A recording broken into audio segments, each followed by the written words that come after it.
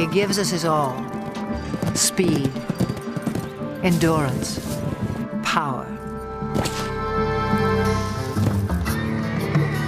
Yet his wild spirit burns bright.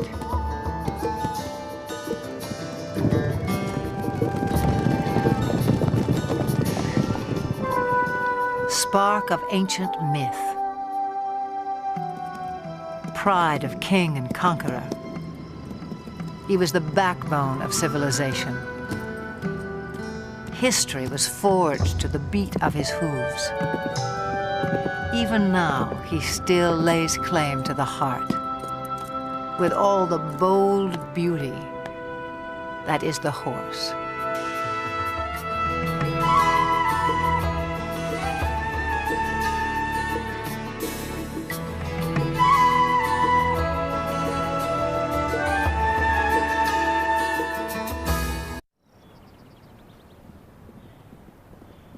Summer sets off fireworks in the mountains of southern Montana.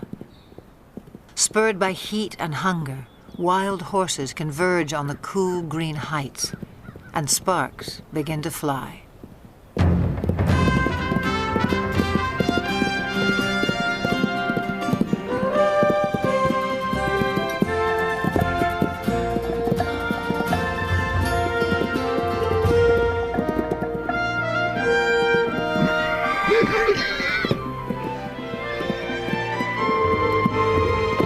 Stallions spar and court young mares in a drama as old as the hills.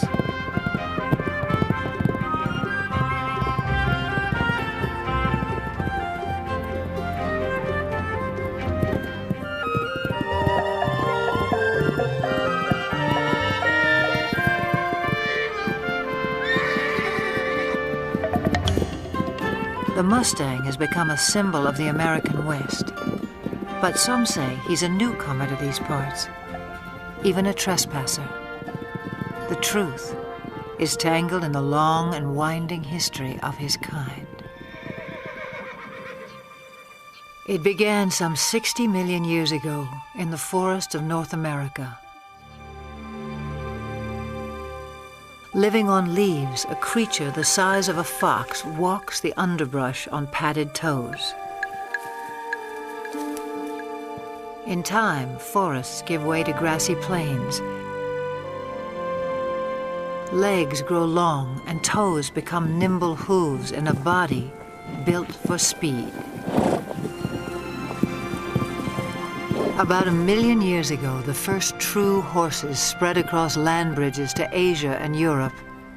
Their numbers swell, then slowly decline, perhaps due to climate change or the impact of a two-legged predator. To Ice Age hunters, the herds must have seemed inexhaustible, but by 8,000 years ago, horses were extinct in the Americas and dwindling elsewhere into memory and myth.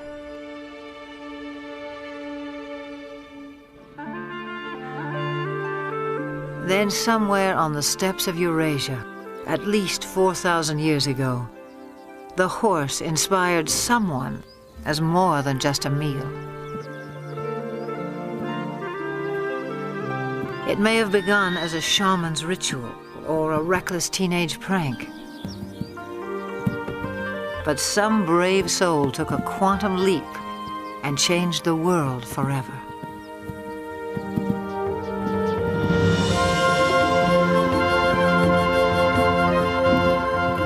The horse utterly changed our sense of distance and speed. He carried us forward in space and time and made our world smaller. Great equestrian cultures arose and thundered across antiquity. Today, most have vanished, but here on the steppes of Mongolia, little has changed since the time when the horse became a way of life. Nomads still measure their wealth in livestock and move vast herds with the seasons.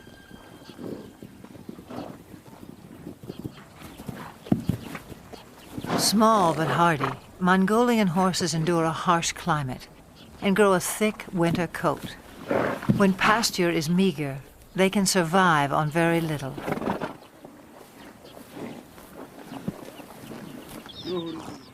Mongolian nomads also herd sheep, goats, and cows, but horses are their greatest pride.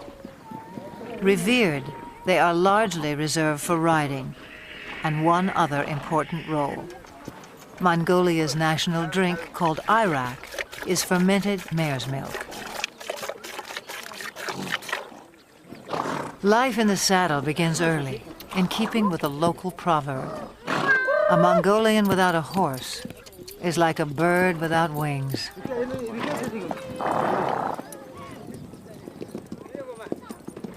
In July, thousands of nomads set up camp on the edge of the capital city, Ulaanbaatar. They come to celebrate Naadam, an ancient religious festival. National competitions of traditional sports are held, including 2 days of horse racing. One of the country's top horse breeders, Hang Medic, traveled over a week to take part in what will be his 30th Naadam. From a herd of 400 head, he has brought his 12 fastest horses. Also in tow are his grandchildren. For good reason. Riders must be under 12 to compete at Naadam. Training, however, is no child's play. It's what Hang Medic lives for.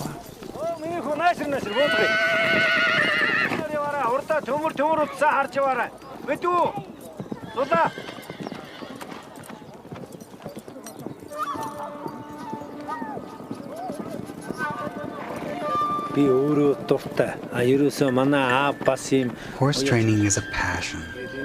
My father was a great trainer, and he passed that on to me.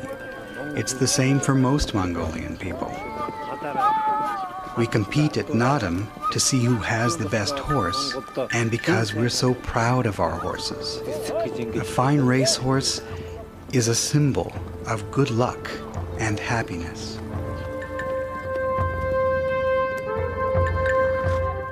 On the day of the first race, preparations begin at dawn. Hats and bright silks will help families spot their little jockeys at a distance.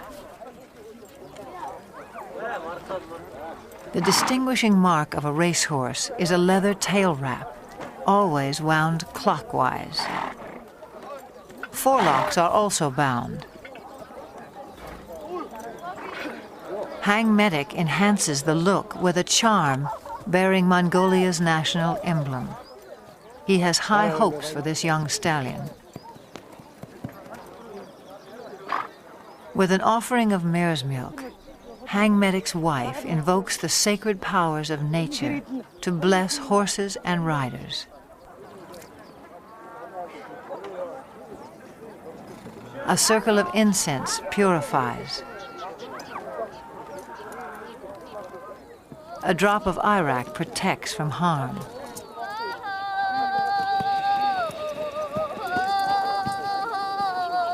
An ancient Buddhist chant rings out for luck.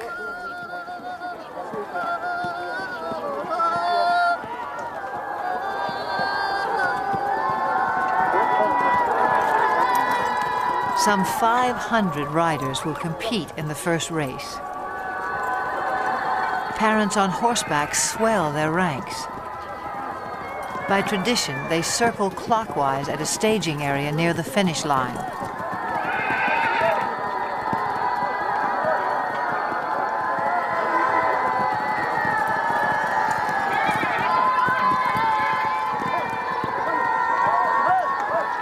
But the running of the race is not yet at hand. The starting point lies more than 15 miles away in the open steppe. To reach that point at a walk will take the racers some 3 hours, which leaves time to kill for everyone else. Nomads like Hang Medic take the moment to catch up with old friends and trading partners. For people who live much of the year in relative isolation, there's also the irresistible allure of new faces.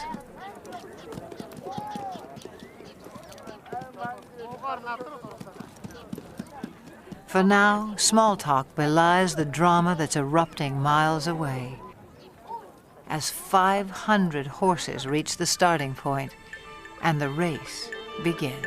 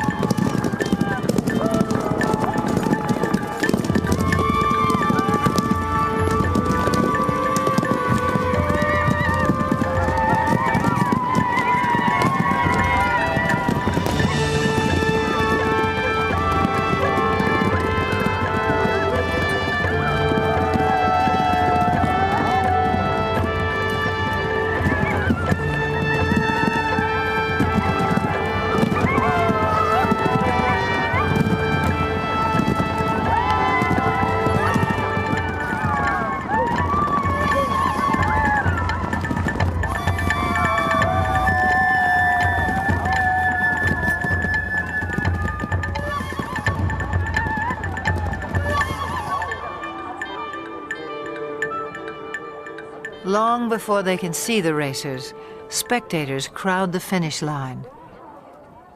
According to myth, the dust kicked up by winning horses showers happiness and prosperity on all those it touches.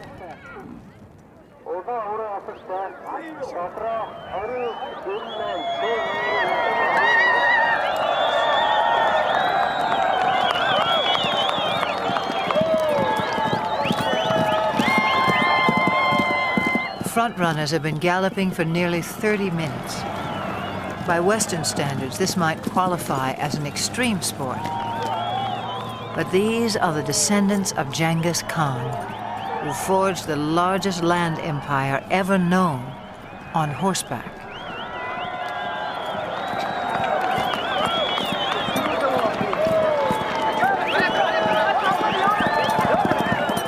The blue sash of victory goes to the first 5 horses. A flash of green tells Hang Medic his granddaughter has placed. But a riderless horse sends him off in search of his youngest grandson.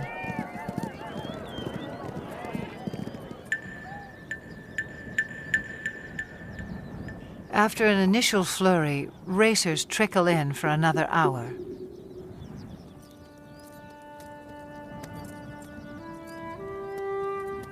Herd instinct alone will keep a horse going, even one that lacks the fitness and conditioning required for a long-distance run.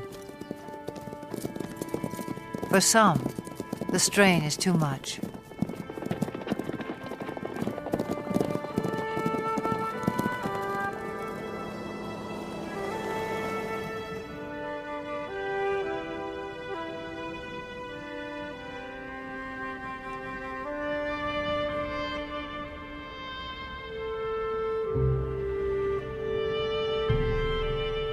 When a horse dies on the racetrack, the trainer is dishonored. But the child who has lost a beloved pet reaps only heartbreak.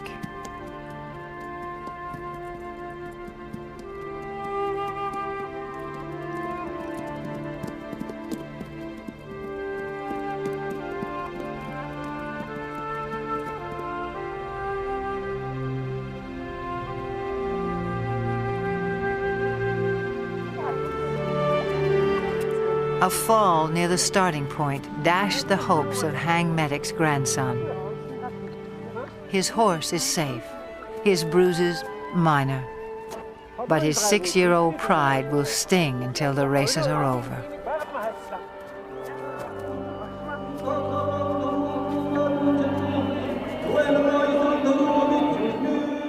Nadam concludes in the National Stadium. with a parade of champions. Hang Medic is twice a winner. His grandchildren take 2 of his horses through their victory laps.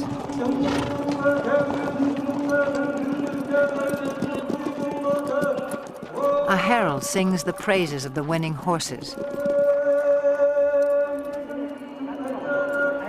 Medals and mare's milk do them honor.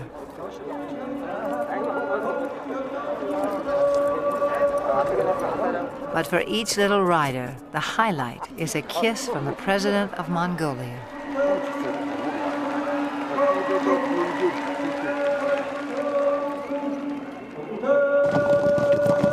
No other nation makes more of the horse.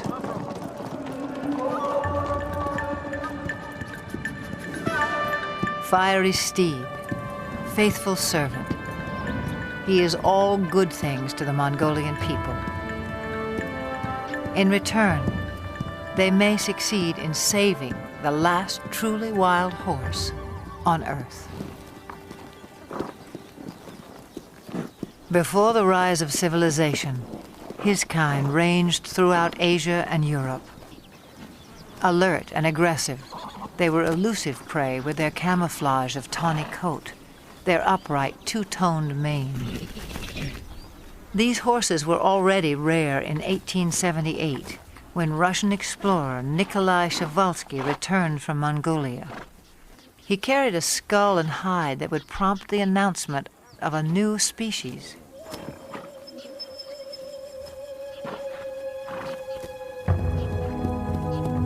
In a race for specimens, stallions were slaughtered to subdue mares. Mares were killed to secure foals. Dozens died en route to zoos and animal collectors in the West.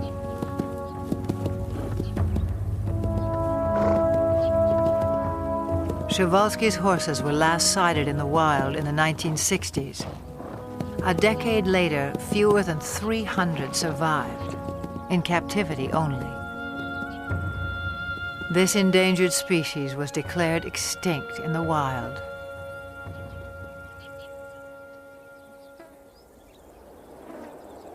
In 1992, 16 Przewalski horses from European reserves touched down in Ulaanbaatar.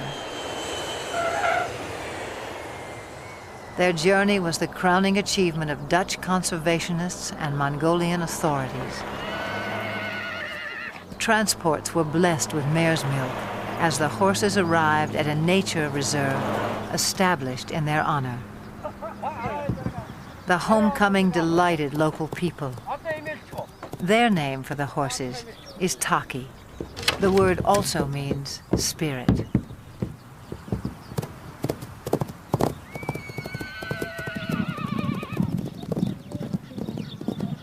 Today, some 80 free spirits roam 120,000 acres under watchful eyes.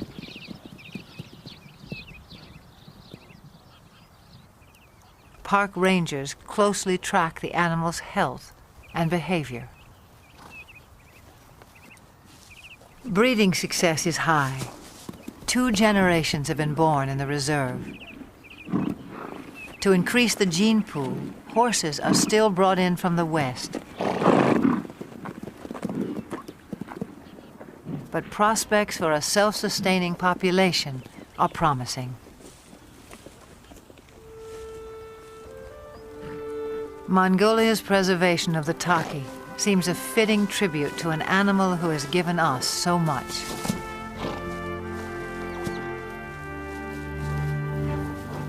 Domesticated, the horse revolutionized our world, but in the process, he was also transformed.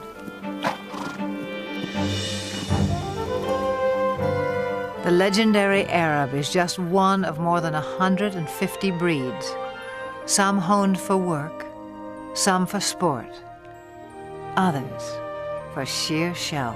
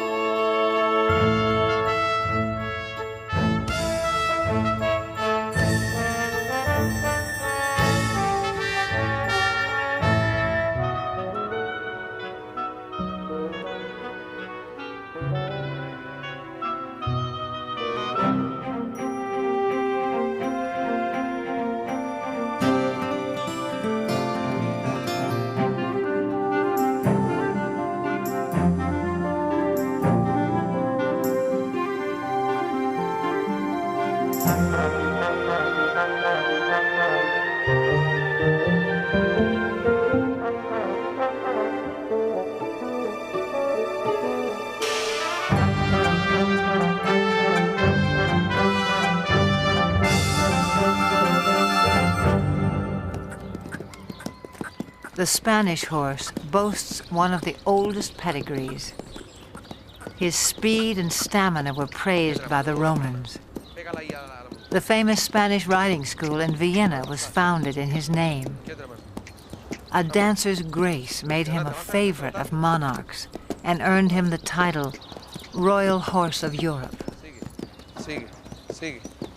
Today, he inspires a new generation. At the Royal Andalusian School of Equestrian Art in the town of Jerez in southern Spain. Few gain admission here. Only first-rate horses, trainers, and students. A strict curriculum has produced several Olympic competitors. The school also keeps tradition alive. Once a week, the public is invited in to enjoy the splendors of another age. In 18th century costume, riders recreate the height of classical horsemanship as it was practiced throughout the courts of Europe.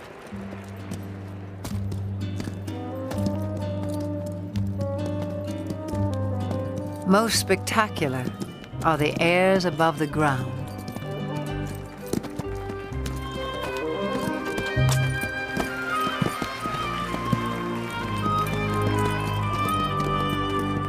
Horses naturally leap and kick when fighting.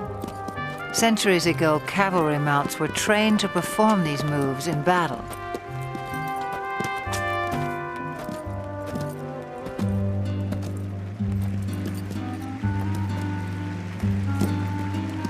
Eventually, each gesture became an end in itself, as formal as ballet. A supreme effort, the capriole demands vertical loft, virtually in place.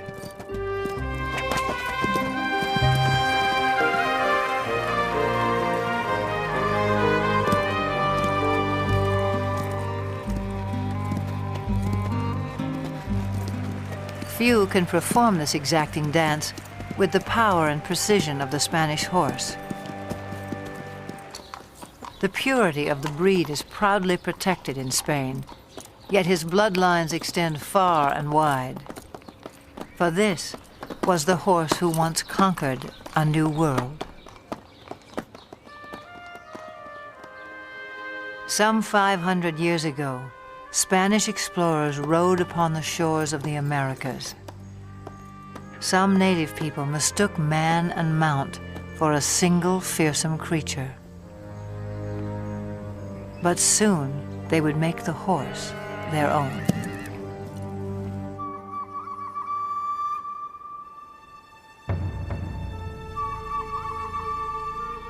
Through stealth and trade, Native Americans embraced the horse. It was said they came to each other like long-lost brothers.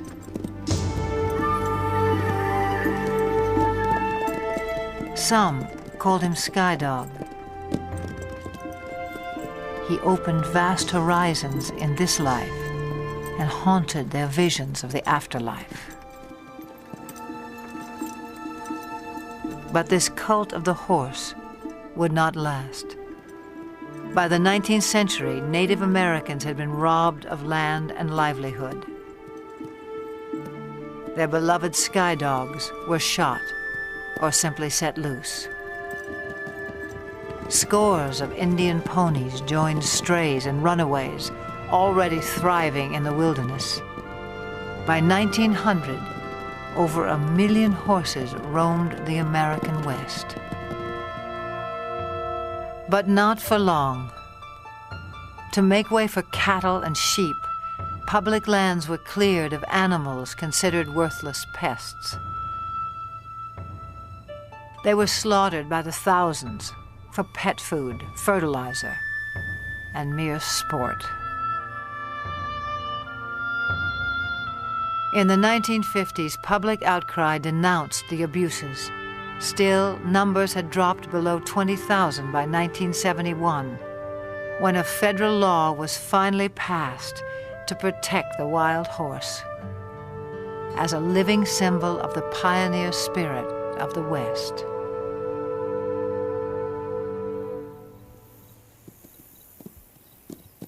Today, the Bureau of Land Management oversees some 45,000 horses on public lands in 10 states. On the Montana-Wyoming border, the Pryor Mountain Wild Horse Range is home to a herd of about 160. Most live in small family groups of several mares, their foals, and a single dominant stallion. His role is to guard his harem and protect his growing offspring.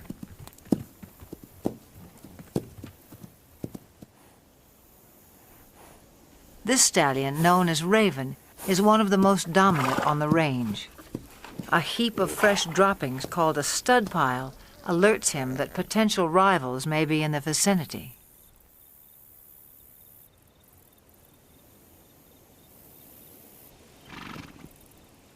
A band of young bachelor stallions prompts Raven to move his family to a safe distance.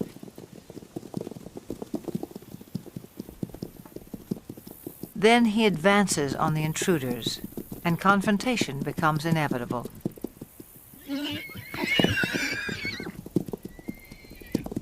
Raven may be outnumbered, but at 10 years old, his maturity and experience give him the advantage.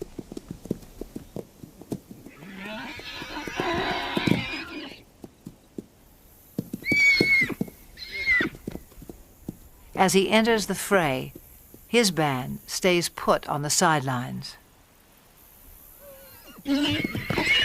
Most clashes between stallions are more about asserting rank than inflicting harm, and serious injuries are rare.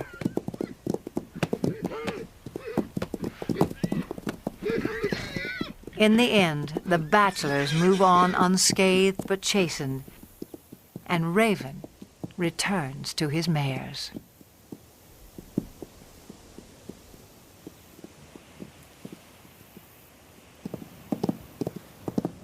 Occasionally, even mature stallions form alliances.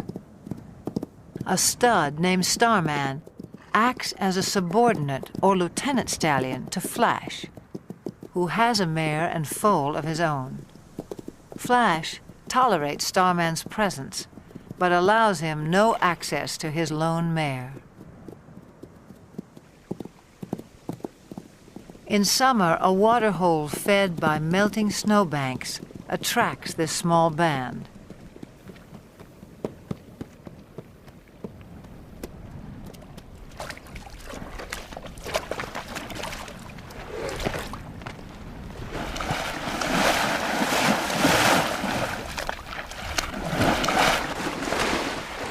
The mare enjoys a soothing mud bath, while her 3-month-old foal plays with the idea.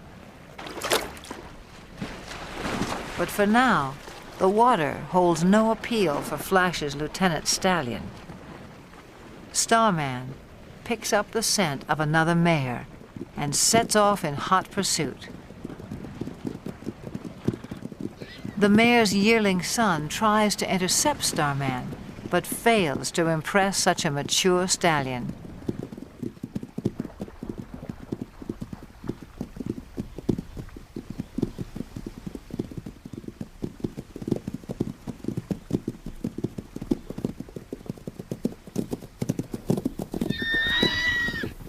This mare's own stallion must be just out of sight, a boon for Starman.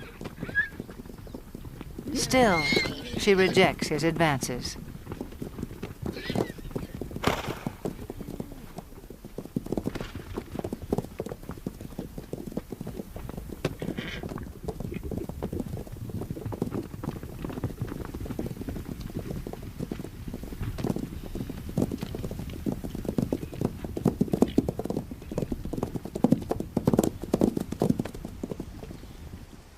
In the end, she gets away, and Starman can only observe the tactics of a more successful suitor.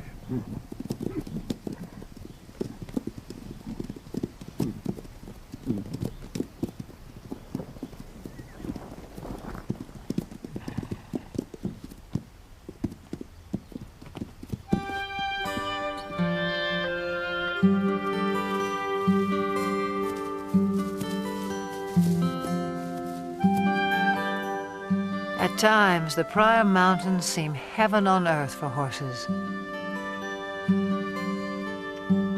Though much of the terrain is arid and winters are harsh, summer pastures can be glorious.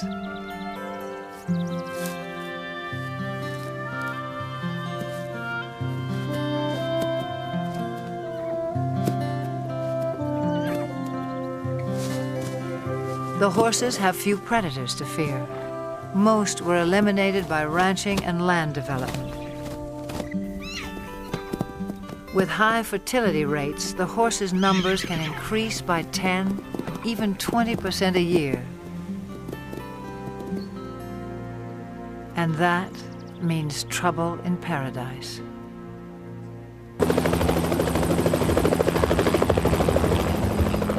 In the last 3 decades, the Bureau of Land Management has removed more than 100,000 wild horses from the range. The roundups are intended to protect public lands from overgrazing and ensure the health of the herds.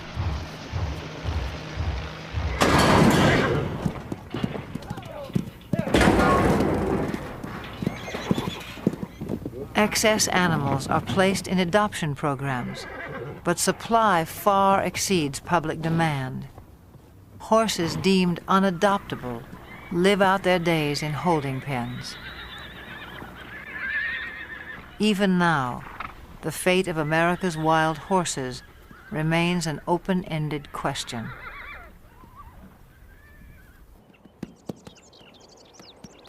Some 4,000 years of domestication have failed to deprive the horse of his wild instincts. His natural impulse is to flee the company of humans. Brian Newbert makes a living not breaking, but in his words, starting wild or green horses. This 2-year-old quarter horse stud, born on the open range, has never been handled. On his ranch in Northern California, Brian is about to make first contact.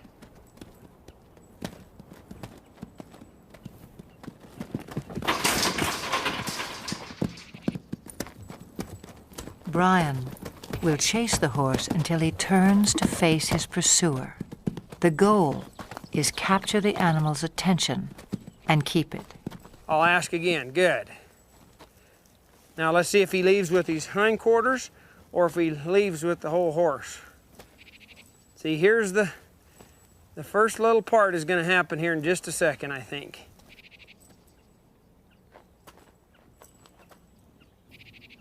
Subtle shifts of body language keep the horse focused on Brian. If his attention wanders, I might see if I can get another step closer. As long as he's doing that, I'll just let that soak in. And I'll take another step. And I'll take another one here. He's having trouble with it, but he's trying.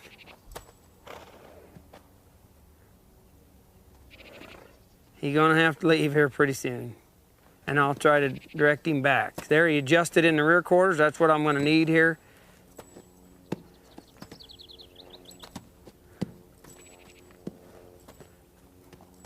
Within about 15 minutes, the young stallion has mastered the maneuver. Now Brian presents a new challenge. I might do just a little swinging here and see if he can stand that. And I'll see if I can put that on there without hitting him in the face. And I'll just, as I come forward, just let that go. And it's kind of scary. And you can see that it's troubling to him a little. So I'll just put just a little pressure till he finds his way toward me. See, he keeps thinking his answer is out of here, but the answer's right there. The horse turns to Brian for reassurance, a critical breakthrough. Now he might reach for me.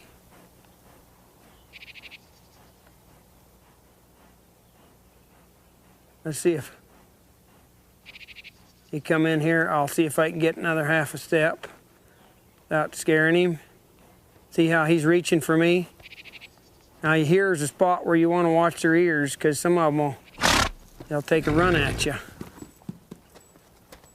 Now I'll just wait here till he reaches. Like that. See him smelling me instead of... There's the first, second time he's ever been touched by a human, or he touched a human, I guess, instead of... Now again, let's see if this head shaking will disappear. I'll just keep a little tension there, and I'll see if he'll reach for me. And pretty soon I'll reach for him, like right there. We sort of met one another. A little bit of touching there.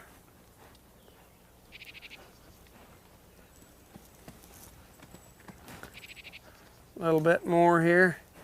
See, he's finding out he can touch me and reach for me now. In a horse, there's a spot in there where they can just turn loose emotionally. You can see in their eye and their face a change that comes over them. And they'll begin to drop their head and their eyes will soften, and you can just see that they're beginning to trust you. And then you can move right on and really advance then. I'll get my weight shifted back. He's feeling a whole lot better about things now. He's finding out I can touch him and he won't get hurt. Less than half an hour after the first touch, Brian tests the saddle. It's kind of important to swing this on so that it doesn't hit him.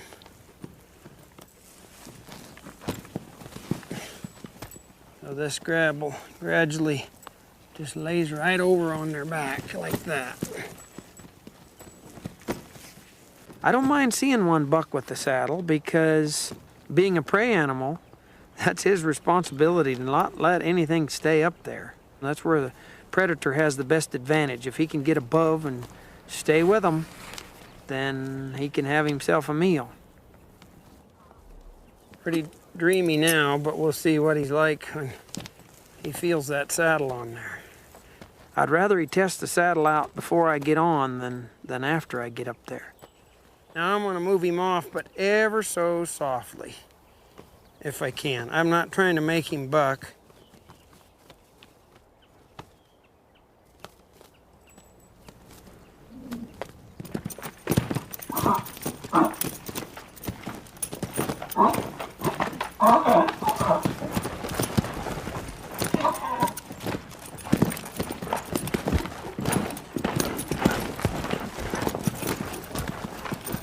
Okay, maybe I'll give him a little consoling. Did you get scared, Bolly?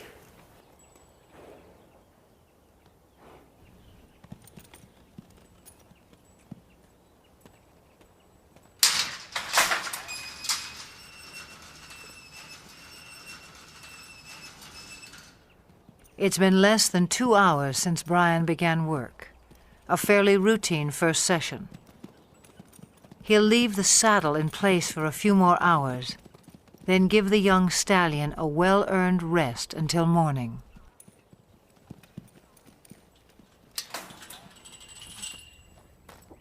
Yesterday's fear gives way to recognition and trust.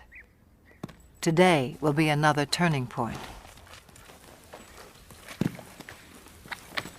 Social animals feel safest in a group.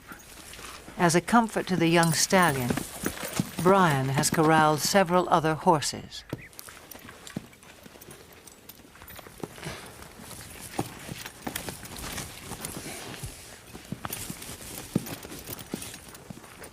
See, if he wiggles, I'll just wait here till he stands put.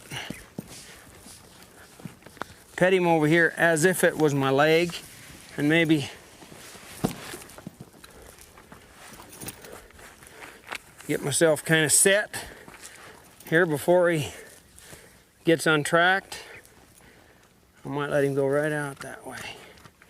And I'll just ask him to go. If he gets up set, if he gets scared, wants to run, I'll just try to go with him.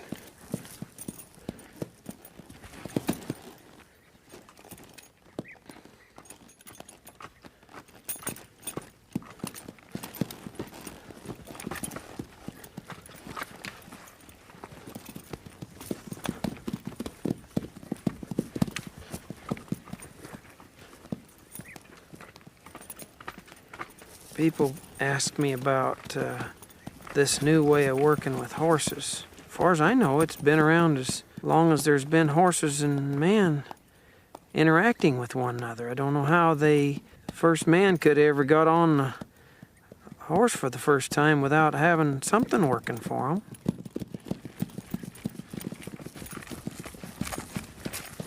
I'll get a little bolder as he gets a little more confidence. I'll ask him here to come back to me with this rein a little, and he did. The young stallion's first ride lasts no more than 15 minutes and prompts a simple reward.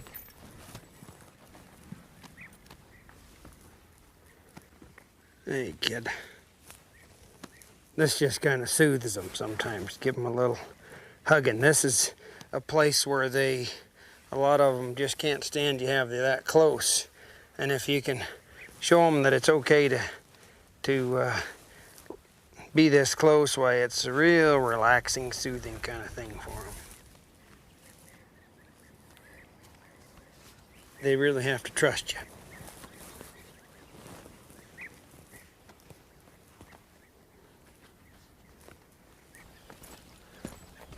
By day 3, it's time to abandon the security of the corral. A whole new life is beginning for the young stallion. He gets so he can trust me a whole lot more today, I see. And Brian is left to ponder an age-old mystery about the nature of horses. I often wondered how in the world would they allow somebody to get up on their back and guide them around. They'll take us miles and miles till they're totally, tired, pull wagons and pack loads and all kinds of things, when actually they could kick us or hurt us or buck us off any time, and yet they'll just work their hearts out for us if it's presented to them in a way that they can understand. Pretty special animal, really. Special indeed. No more than 60 years before the first moon landing, the world was driven by horsepower. Every sector of the economy relied on him. Transport and trade, industry and agriculture. No creature served us better in the building of civilization or its occasional overthrow. For millennia, the war horse prevailed in battle. If not for a horse, would Alexander have been great? Who can imagine Attila the Hun or Napoleon on foot? Over 1 million horses served in World War I. Nearly a third died. In World War II, tens of thousands perished in a battle of bullets and bombs. The age of horsepower was over. And yet there are more horses in the world today than during the 1800s, some 62 million. In an age of technology, perhaps we yearn all the more for the touch of something wild.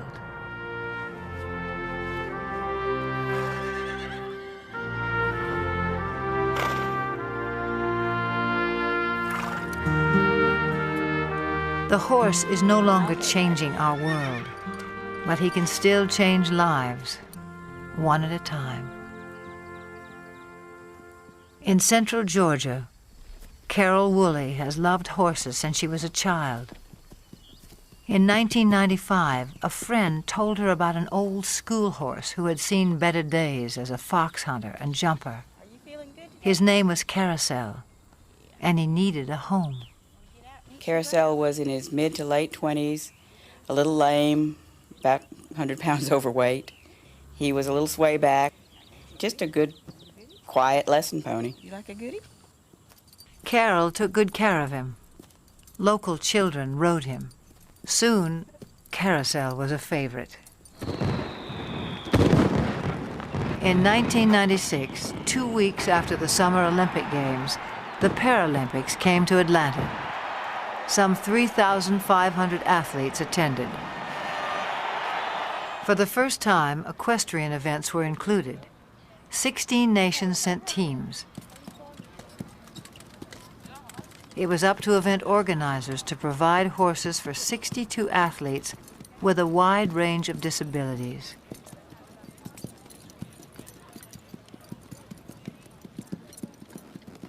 Each would be judged on precision, smoothness, and harmony of horse and rider while performing a set pattern in the arena. A call went out to horse owners for calm, well-trained mounts.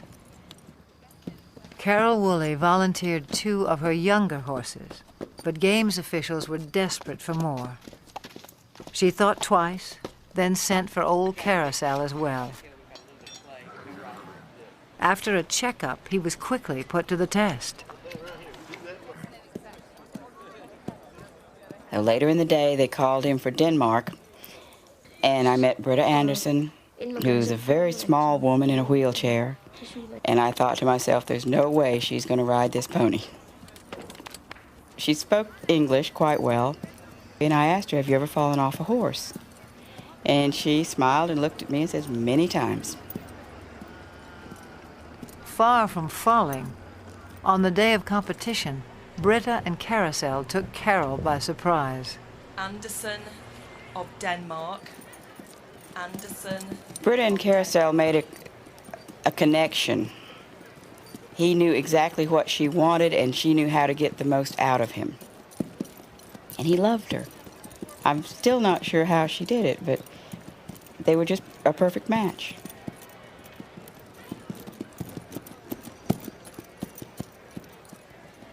The judges agreed. The pair took first place in their division and received the highest score of all the competitors.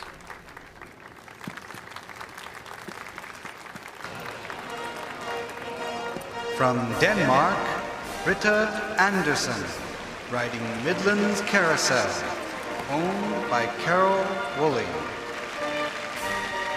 When they won the gold medal, it was this little pony and a horse trainer from nowhere and a world-class rider.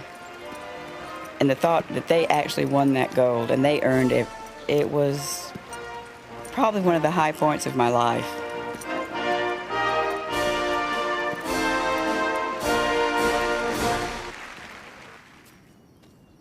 By the time she returned home, Carol had decided to start a therapeutic riding school. Would it be easier to face the other direction to get off? I think so. Horseback riding can improve balance and muscle tone, as well as a sense of independence and self-esteem in people with all sorts of disabilities. For Carol, there's no greater reward than to see someone like 13-year-old Sarah take her first ride. We got you now, kid. You're riding, kid. You're riding. You want your back? When you take a child out of a wheelchair and put him on a horse, he's immediately taller. The walk of a horse mimics the same movement you get to actually walk on your own legs. It gives them a freedom of mobility. It gives them control over something that they may have never known before. They can control where they're going.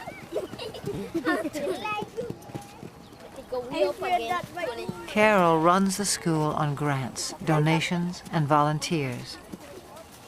And Carousel heads her fleet of gentle horses past their prime. In August of 1998, at a regional show for riders with disabilities, Carol decides to send Carousel into the arena one last time. 9-year-old Sean Donaldson, one of Carol's top students, has never competed before. It's a breathless moment for his parents. Make your old man proud. You got a good horse on him, though. He knows what to do. Young boy and old horse are picture perfect and take a blue ribbon. In first first place, Sean Donaldson from Carousel. A first for Sean, a final trophy for Carousel.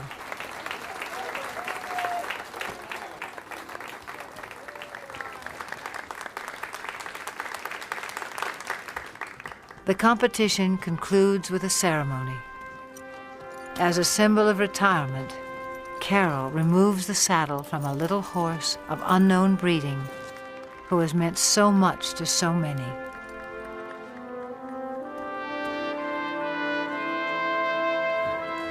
To him go the full laurels of a champion. He was quite calm and stood through everything. He halfway, I think, understood that we were doing an honor to him. I was a little surprised that he didn't mind us putting flowers on him. He acted like, well, those were his flowers, this is fine. I think he enjoyed it, really. He wasn't just an old sway-backed horse with a gray face. He was everybody's dream of a horse.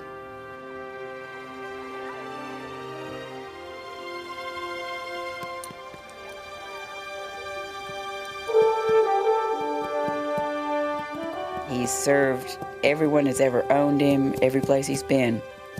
He's done everything we've asked him to do, all of his life. To me, he symbolizes all the horses that have worked hard all their lives and have given us so much pleasure. He's a fairy tale of a horse, but there's probably thousands of them out there just like him. I guess he's the poster child for all of them.